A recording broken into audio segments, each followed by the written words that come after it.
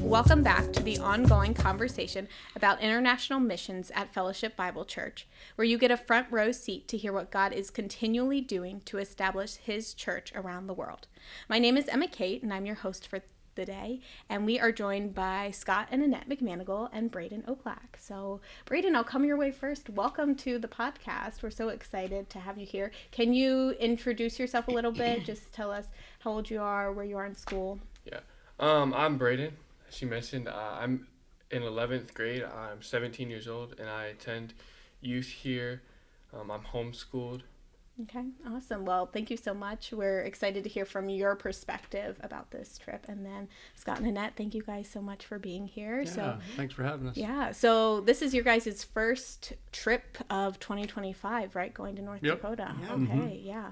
Wow, so Scott, you're back traveling again. The knees recovered enough for you to do that? Yeah, Okay. Yeah, it is. Yep, That's it's great. still recovering, but Yeah. nice to regain a little independence and Yeah, I bet. be back at it again. I bet. Yeah, I bet doing Zoom is nice, but there's something Yeah. special about being in the room with That's everybody right. as you're going over the teachings. Yeah, I missed out on a lot. Yeah. I missed 2 trips, but you miss out on a lot by not being there. Right. Yeah. So. Yeah. So, well, let's dive right into it. So you guys just got back from Bismarck, North Dakota. That was a trip with some Native American pastors. So can you kind of give us a history? How did this specific trip come about? Yeah, so historically, for many, many years in our global missions program, there were a couple Navajo pastors that we were working with in Arizona, and that was the extent of our Native American focus ministry. And just over time, we just God led us to realize that there's a much bigger need out there, and just to begin to look for ways, places where we could expand our ministry. Then God opened our eyes to just the sheer need, just a number of people groups, Native American people groups that there are in the U.S., over 500. And, there not being really any sound functioning churches among them to speak of, or at least that those who had a lot more experience with Native American churches and ministry that us and, that could come up with. And just to make a long story short, we began to kind of what we call cast a broad net, and we got involved with Indian Bible College through a pastor in Oklahoma, Gary Hawkins. He put us into contact with 6 or 7 Native American pastors. Chris Little who was from Oklahoma but ministering in South Dakota, and then another gentleman that's pastor in a church in southern Arizona. There were a few others there. Elijah Walls, he was a seminary student at the time. And Gary got them together, invited us down, and we did a short overview of knowing God, just to try and give all these pastors just a view of what we do and what we have to offer and why we think our teaching is so crucial for the establishment of churches. Yeah. And just see who would respond to it. And it's really interesting, God, it really is His work, and He really does direct us where He wants us. And for a while, it seemed like, our main involvement was going to be through Indian Bible College, and Jim and I were invited out a couple of times to teach a week-long class there. And the pastor from southern Arizona, we went out to visit him a couple times, and then he organized a Knowing God conference for us to come and partner with him and do among the Yavapai Apache. Okay. And just, for whatever reason, that partnership just fell through. I think he just felt that there's just, he had only heard a little bit of our teaching. We'd never taught through Romans or anything like that with him, so he really didn't have a big picture of really all that we teach. And I think just felt too much grace and not enough judgment, and so didn't feel like a partnership would work well. Again, the background of these pastors is Baptist, Southern Baptist. But at the same time, I was continuing to stay in contact with Chris Little, and went up to visit him, went up to visit their church a couple times. Well, Chris really began to buy in, and then he and I started to meet on every Thursday morning, and we were going through Knowing God together, and then he began teaching Knowing God in his church. Actually took over a year to teach through it with the church. And so he got a real taste for, the heart of God and how God reveals himself through history, through his interaction with man. He really began to have his eyes open to see grace in terms of not just justification but sanctification, and began to see, he's coming out of that legalistic works-based background, and so this view of the heart of God and the center of his plans and purposes from before the foundations of the earth has always been grace and the finished work of Christ, never the obedience of man. Right. Really resonated, in his heart, and so he then is the one that brought us as a church into being involved with the family camp, which we're doing now for the third year this year. Yeah. And it's just been, through him and his heart to have, this teaching and content passed on to all the churches that he's associated with in the First Nations Baptist Fellowship. And so the conference we just had in Bismarck was, another effort, another desire on his part to, again, teach, try and pass on the Knowing God lessons to the other pastors. And so he invited all the other pastors, and there's a few others from Montana that he invited that weren't able to make it. And so, it was just another effort, another desire for him to get the teaching, get these other pastors on board with seeing the importance for the lessons. Yeah. And so for some of these guys, this was not the first time that they'd heard this teaching. Was that true for all of them, or were there some that this was the very first time being exposed to this? There was a couple there that I don't really know how he came in contact with them. He's from Georgia and she's from Austria, and they actually live in Austria, but have a heart for Native American ministry. And so they just arrived there in Lower Brule for the next 2.5 months to just help out with whatever Chris needs help with. Wow. And so they were there, and they had a lot of questions, but they were super excited, and it was awesome. Like content that they hadn't heard.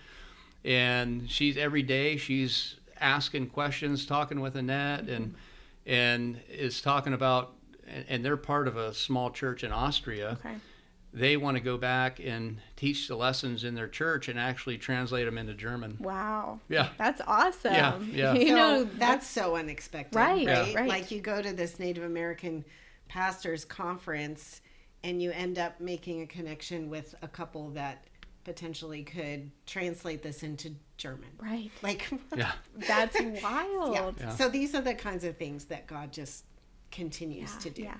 Amazing. Right. And it's his work again. Like it's like you That's said, right. It's him doing that. So wow, that's so incredible. Yeah. So I want to talk. So Annette and Braedan went, and so what is the thought process behind? I know Annette, you travel a lot and you teach, but specifically Braedan, he's a student, and so at FBC, one of our priorities is like passing the torch. So how does that play into bringing Braedan on this trip with you?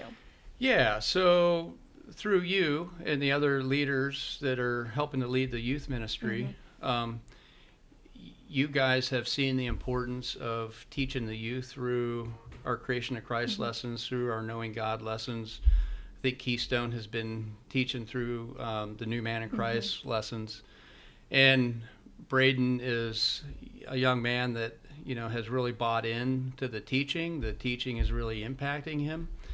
And his family is a real integral part of our family camp, and very involved with what we're doing out there. And so Braedan is going to be at family camp, going to be teaming up with Miles Davenport, who's a young guy trying to reach his own people in Iowa, and Daniel Locklear, who's another young Native American guy from North Carolina. He's part of the North Carolina team that comes and helps out at family camp. So the three of them are going to this year be teaming up and teaching the teen boys through the Creation of Christ lessons. And so I've been meeting with the three of them Tuesday afternoons. We've been going through the lessons.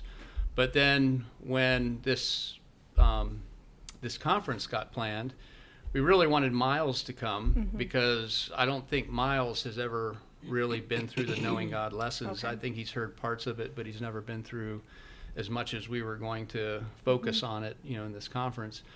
And just thought it would be a really great time to bring Braedan along and to connect with Miles, and they could spend some time together, but be another opportunity for Braedan to sit through the lessons, be exposed to, what we're doing with Native Americans. I know, from talking with Braedan, I know God is putting missions on his heart, and it's something that God might have for him in the future. So any opportunity we have to involve the next generation, in ministry, I mean, I love to do that. Yeah. And so, Yeah. it's really important. Yeah. So Braedan, then what was your perspective? Because you've been to family camp. Has that been your only missions exposure with FBC? Or have you done other things with FBC? With FBC, yeah, that was the first family camp. The first one we did, I went to. Yeah. Okay. And so how did this North Dakota trip compare to family camp? Well, family camp, I'm not with the adults for it. The first time I was just there with the youth, and I was basically there to try to make friends, try to get people engaged, get people talking, to answer questions because none of them really wanted to. And then the next time around, I taught one lesson, and then I helped with activities and the small groups and stuff like that. So this time at the conference, I was just sitting through it. So it was a big difference, and to hear everyone's opinion and how they're perceiving it. And one big thing was for me to hear everyone was able to say I was wrong about something. So I'm 17. Obviously, I can go there and say I was wrong about this, or I didn't know that. I learned that. But just to see older people sitting around willing to say it to each other, say I learned something new, or I didn't know that. Yeah. Watch that humility as God works in their hearts. That's awesome. And so then, moving forward, what was it like for you personally? Because you've been through these lessons before, and so you're watching these people. Did you have conversations with anybody? I mean, how did that feel also for you? Sorry, I'm asking a bunch of questions, but being the youngest there and watching these older people walk through that, was that hard to talk to them, or did you feel like you were pretty comfortable in getting to know them? No, I think it was pretty comfortable. There was times where I asked questions and I chimed in, or I had something to add and I chimed in. But I think it was pretty comfortable. It was pretty welcoming. Everyone was willing to listen to what I had to say, even though I'm younger than them. And I was obviously eager to learn from people that were older than me. So that was really good. Yeah, that's great. And then Annette, you got to also go on this trip, and so what was that experience like for you? Were you doing any teaching, or was it relationship building? What did that look like for you? Yeah, so it was a pastor's conference, so I did not do any teaching. It was men and women, mostly men, but men and women together in a room, and Miles and Elijah and Scott were doing the teaching. But for me, it's relational between the sessions. Chris, Elijah, and I, not Miles. Oh, you're right. Yeah, sorry. Right. So for me, it's between the meetings, going out to dinner with them, or talking, discussing, like we mentioned, the couple from Austria, just a lot of actual time with her. It's the first time I met her, but a lot of time just talking about a lot of these things and questions, and that was really good. I had some time with Chris's sister, Katie, And she is one who really testifies how these lessons and the message of grace has really transformed her idea of who God is. And that's such a blessing to hear. Katie, Chris's sister, as well as Kylie, Chris's wife, who didn't get to go to the conference this time, but I know from their testimonies, this message of grace gives them a new perspective of God that they did not understand before. Yeah. And so that's always really encouraging to me. Yeah. Being able to be there and, invite questions and invite the relationships to build. So, yeah. So did you guys have any structured question time, or was this just as the questions came up, they felt comfortable to come ask you guys and have those conversations? Yeah, so at the end of every day, we would end at about shooting to end at 3:00, and then we would have from 3 till 5, 3:30 to 5, to talk about the lessons that day and any questions that anybody had. And yeah, I would say every day it led to some really good discussion. Sometimes people were raising questions in the middle of the teaching, which we welcome. And, especially when it's, pertinent to, the points that are being made. And then during breaks, people would come up with specific questions. And so, it was a little of everything. Gotcha. And so then, Scott, what was your perspective in watching these people who have gone through the lessons before? Braedan mentioned there was a lot of humility shown and recognition of new understanding of the lessons. So is there any particular story or person that you felt was really, really impacted this trip? Yeah, I would say, first of all, I was really looking forward to it, to have the opportunity to team teach with Chris and Elijah. Just because, when you're teaching somebody, Jim meets with Elijah every week and I meet with Chris every week. And, when you're teaching somebody and you're meeting with them, you know what you're teaching, you know what you're intending to teach, and you just assume they're getting it. But you never really know, until you hear them. And so, the opportunity to hear both of them teach and hear what they're emphasizing, it was really good. It was really encouraging, really confirmed, in my heart that they're really getting it, and they're truly excited about it. And Chris was, he was really promoting the lessons and pushing these guys to, encouraging them to use the lessons in their churches. And I think we took 35 copies out there. There was only, 12 people in the meeting, something like that, and they took them all. They were all gone. I saw some guys go on with, stacks of them to take back to their churches and stuff. And so, that was really encouraging. I don't want to be critical, but they're coming from Southern Baptist churches. I don't want to stereotype any denominations, but they tend to be very legalistic and very works-based. And my experience with these pastors is that's exactly, and I know Chris and Elijah would say absolutely. That's where we were. Yeah.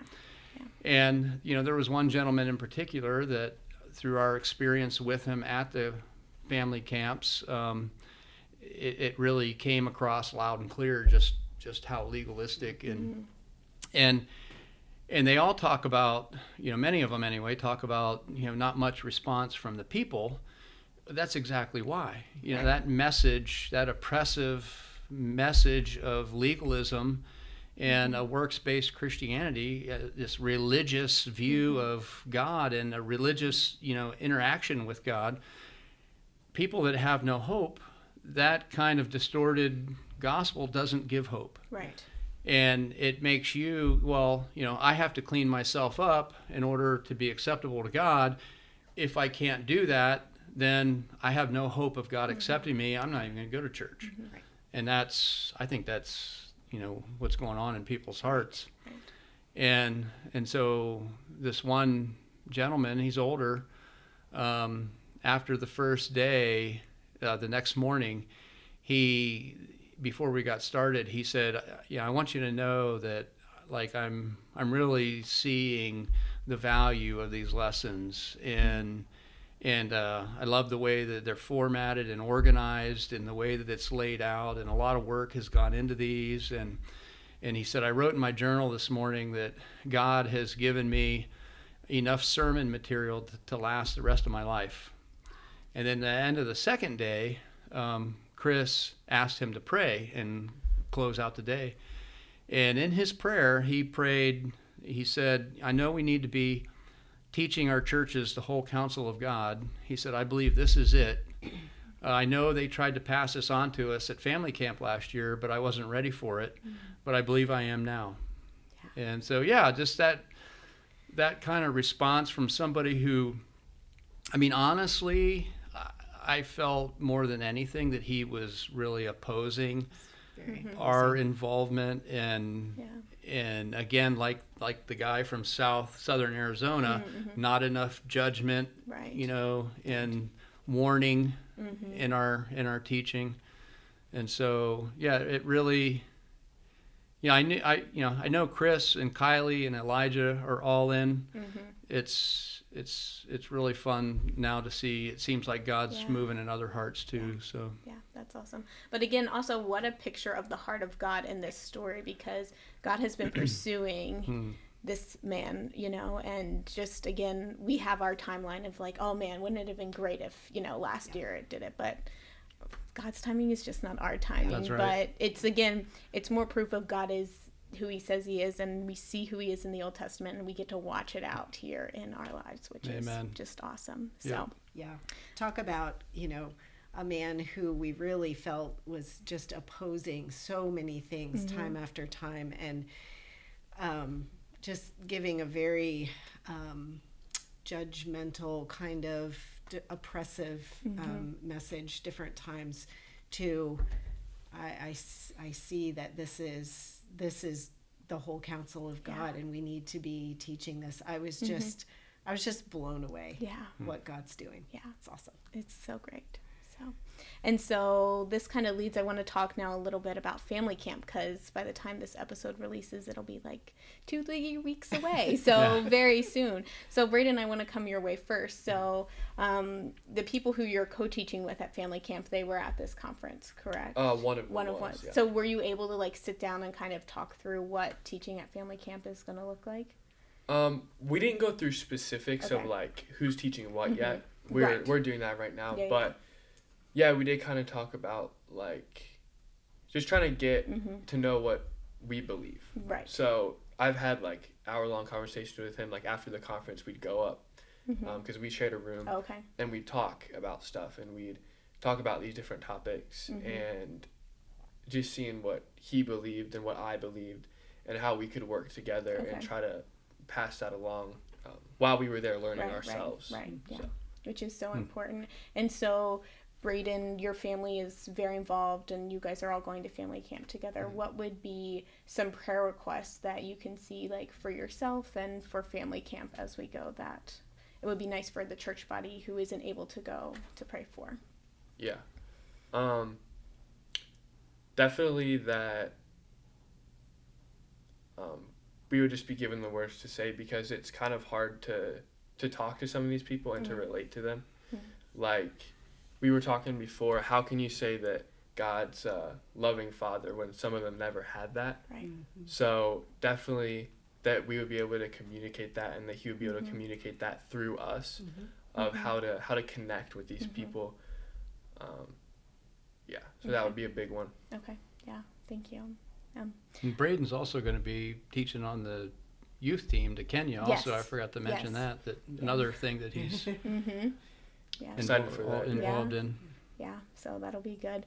We're excited about that. So, Annette, then, so you didn't teach at this conference, but it was still very relational building, but will you be teaching at family camp? What will your role look like there? So right now, I think what we've decided is that we will have the adult men and women stay together for teaching time. So Jim and Josh Patterson. Okay, Josh Patterson will be doing that teaching. Okay. But then in the afternoon, we'd like to have And some. Dennis McNutt. Okay. Yep, sorry. We'd like to have some time as just women to discuss the teaching, Okay. to even share struggles, share, things like that. I think it's really important for us women to get together, without the men there, and for them to open up and share. And so that I'll be facilitating that. That's the plan right now. Okay. I mean, things change. Right. You never Yeah, know. That's true. That's true. Yeah. So what would then some prayer requests be as you're going and meeting and building relationships with these women at Family Yeah, Camp? I think one of my main prayer requests is that God would bring the women who He wants there to hear the teaching, to begin to build these relationships. I don't know if the ones who were there last year will be there again this year, if we'll have new, if we'll have, I don't know the dynamics of that, but God certainly does. Yeah. And we can be praying for God to bring those women, praying that that God would prepare their hearts ahead of time to hear this message of grace. Because very often these Native Americans are feeling beat down by society. They're beaten down by government. They're being beaten down by traditional Indian ways. They're being beaten down by legalistic churches, and they need hope. And so I really pray that the women who come would be prepared and ready to receive hope in grace, and who God really is, that He is a loving Father who wants to care for them. So that would be my main things. Okay, thank you. And then Scott, what will your role be at Family Camp, and what are some prayer requests for that? Yeah, so myself, Juan Delgado, Curtis Thompson, trying to think who else, Elijah. We're going to be meeting with the pastors. Okay. And so, so in the past, what we've been trying to do is impact the pastors with the teaching, with the lessons, in hopes that they would take it back and teach it in their churches. Well, the last 2 years that, like we said earlier, not all of them have really come to value the lessons, but the adults who attend the sessions really seem to be impacted by this, different view of the heart of God and grace and the finished work of Christ. And so this year we thought we would simplify it a little bit. Instead of use knowing God, we would use the new revised creation of Christ, which we're calling God's eternal plan.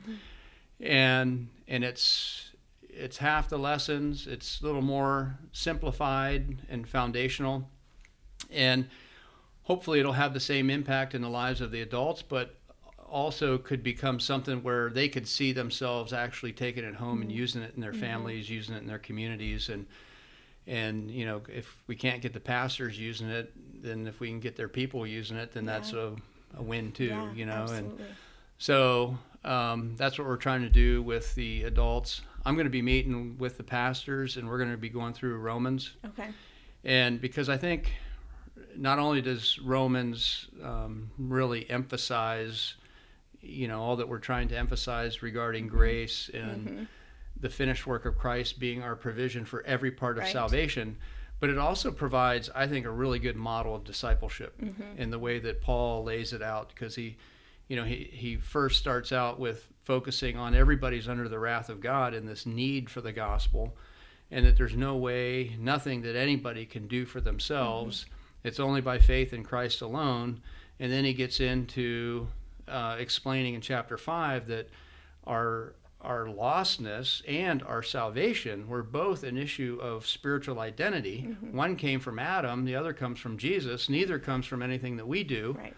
And then he gets into the truths of our identification with Christ, and then the whole battle of the flesh and walking in the flesh or walking in the spirit. So it's a really good model for discipleship with the right content. And so hoping to take them through that and cast vision for that with them. And so Well, that sounds very exciting. So Yeah. Yeah. Yeah, and so our prayer would just be that, even now the Holy Spirit would be preparing their hearts for that. They would be receptive of it and just begin to really see the importance of emphasizing the results of the finished work of Christ and not what man has to do in order to make himself acceptable to God. Right.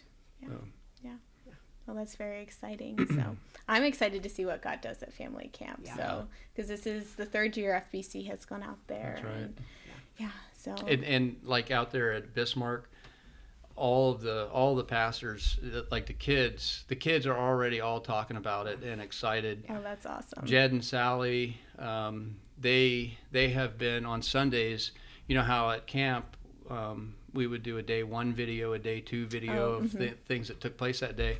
Well, they've begun showing these videos to the kids, and so they're getting all kinds of kids asking them if they can go to camp. That's great. Yeah. That's so great. So the kids love it. Yeah. Kids are excited about it. Yeah, so it should be lots of fun, and we'll see how many people are there when we get there. Yeah. So Amen. that'll be awesome. So, well, thank you guys so much for coming today and talking about the trip to North Dakota and giving us ways that we can pray for those pastors and then for the people who will be coming to family camp. And just, again, a great opportunity to continue to build relationships, which is so awesome. As we close out today's episode, I want to highlight our global church partners for the month of May. Each month we highlight them, and you can find information about them in the mission stairwell, which is right next to the North Main entrance. This month we are highlighting William and Sylvia Kisa from their church in Webuye, Kenya. So, Scott, would you just speak for a couple minutes on who they are and how we can be praying for them this month? Yeah, the Webuye Church, so in all the churches that we're partnering with, that we're walking alongside of, we have a kind of a transition, kind of a process, a progression that we go through in terms of our relationship and involvement with the church.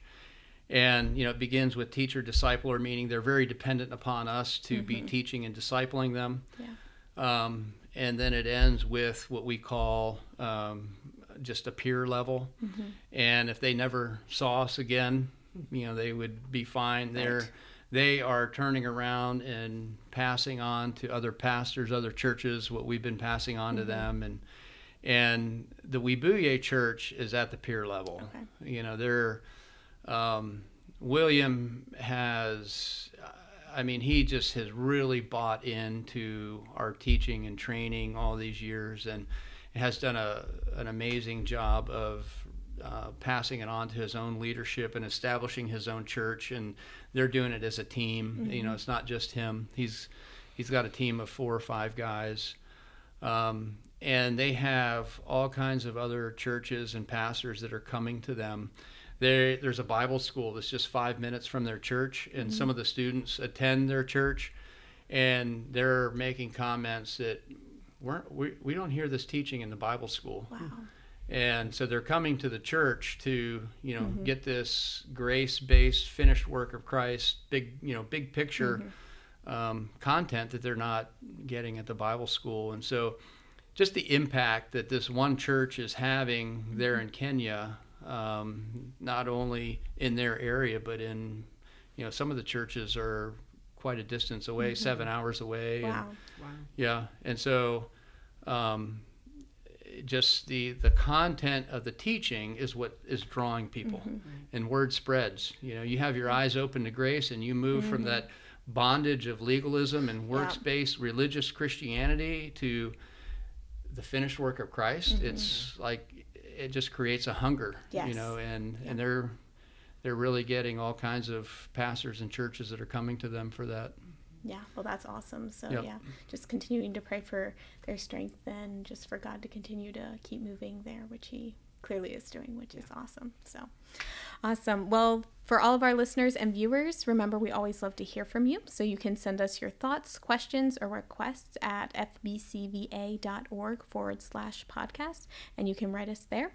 Thanks for watching and listening, and remember that it is Christ who is continually building his church until we all attain to the unity of the faith and of the knowledge of the Son of God.